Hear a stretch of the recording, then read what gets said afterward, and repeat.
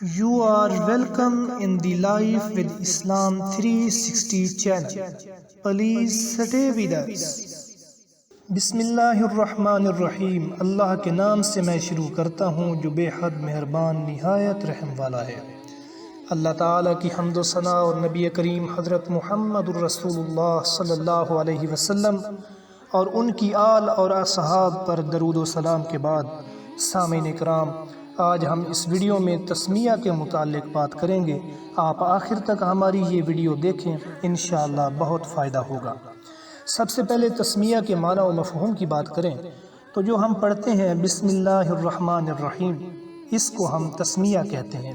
اس کا ترجمہ ہے کہ اللہ کے نام سے میں شروع کرتا ہوں جو بے حد مہربان نہایت رحم والا ہے. تفسیر صراط الجنان میں علامہ احمد ساوی رحمۃ اللہ علیہ فرماتے ہیں، قرآن مجید کی ابتدا بسم اللہ سے اس لیے کی گئی تاکہ اللہ تعالیٰ کے بندے اس کی پیروی کرتے ہوئے ہر اچھے کام کی ابتدا بسم اللہ سے کریں. اور حدیث پاک میں بھی اچھے اور اہم کام کی ابتدا بسم اللہ سے کرنے کی ترغیب دی گئی ہے. چنانچہ حضرت ابو ہریرہ رضی اللہ تعالیٰ عنہ سے روایت ہے، حضور پاک صلی اللہ علیہ وسلم نے ارشاد فرمایا، جس اہم کام کی ابتدا بسم اللہ الرحمن الرحیم سے نہ کی گئی تو وہ ادھورا رہ جاتا ہے. لہٰذا تمام مسلمانوں کو چاہیے کہ وہ ہر نیک اور جائز کام کی ابتدا بسم اللہ الرحمن الرحیم سے کریں، اس کی بہت برکت ہے. امام فخر الدین رازی رحمۃ اللہ علیہ فرماتے ہیں کہ اللہ تعالیٰ نے اپنی ذات کو رحمان اور رحیم فرمایا تو یہ اس کی شان سے بعید ہے کہ وہ رحم نہ فرمائے. مروی ہے کہ ایک سائل نے بلند دروازے کے پاس کھڑے ہو کر کچھ مانگا تو اسے تھوڑا سا دے دیا گیا. دوسرے دن وہ ایک کلہاڑا لے کر آیا اور دروازے کو توڑنا شروع کر دیا. اس سے کہا گیا کہ تو ایسا کیوں کر رہا ہے؟ تو دروازے کو اپنی عطا کے لائق کر یا اپنی عطا کو دروازے کے لائق بنا.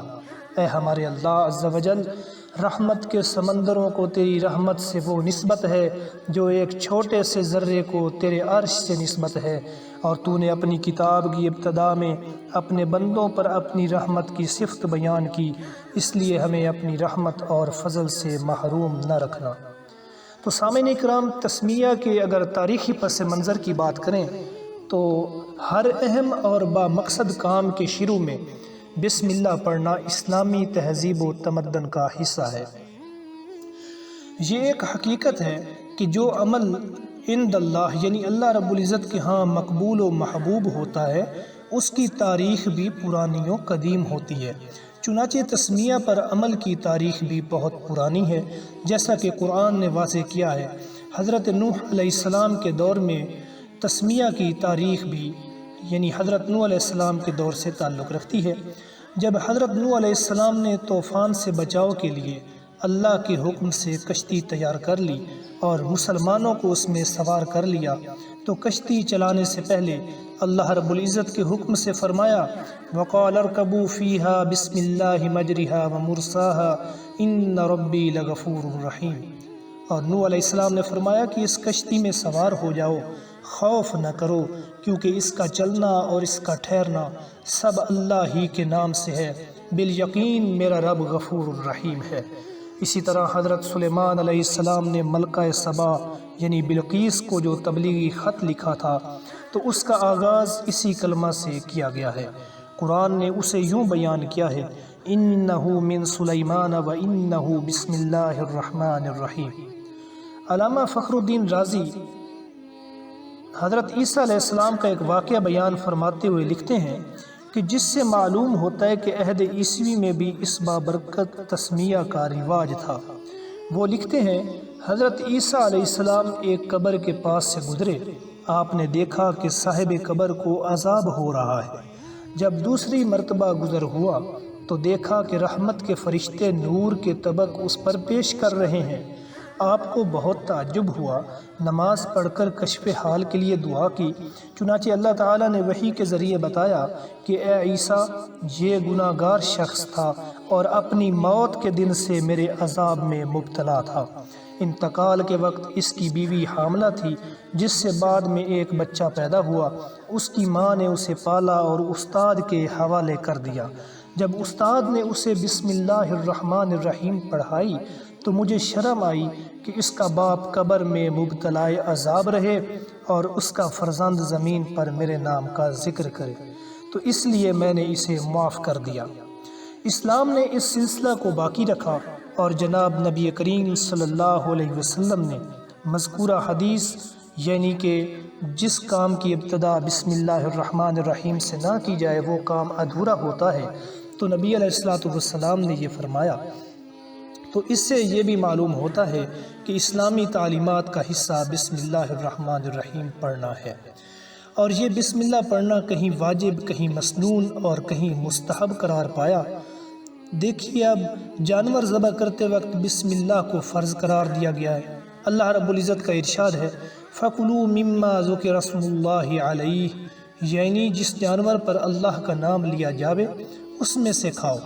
نیز اس کی اہمیت و افادیت کا اندازہ اس سے بھی ہوتا ہے کہ قرآن کے نزول و افتتاح کے لیے اللہ تعالیٰ نے جو کلمات منتخب فرمائے وہ بھی تسمیہ کے حکم سے ہیں۔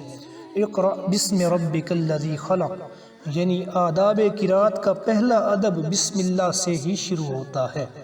اسی لیے تو علامہ رازی نے اتنی بڑی بات لکھ دی کہ جملہ علوم و معارف چاروں کتابوں میں یعنی زبور، تورات، انجیل اور قرآن مجید میں درج کیے گئے ہیں، اور ان کے تمام علوم قرآن میں ہیں، یعنی تمام جو کتابیں ہیں ان کے علوم قرآن مجید میں درج ہیں، اور قرآن کے تمام علوم سورۃ الفاتحہ میں، اور سورۃ الفاتحہ کے تمام علوم بسم اللہ الرحمن الرحیم میں ہیں، اور اس کے تمام علوم بسم اللہ کے با میں ہیں۔ اس لیے کلام الہی کا آغاز بسم اللہ الرحمن الرحیم سے ہوتا ہے۔ نماز جو العبادات ہے، یعنی سب عبادات کی ماں جو ہے وہ نماز ہے، تو نماز جو العبادات ہے جس میں قرات فرض ہے، اس قرات سے پہلے بسم اللہ پڑھنے کو سنت نبوی صلی اللہ علیہ وسلم قرار دیا گیا ہے۔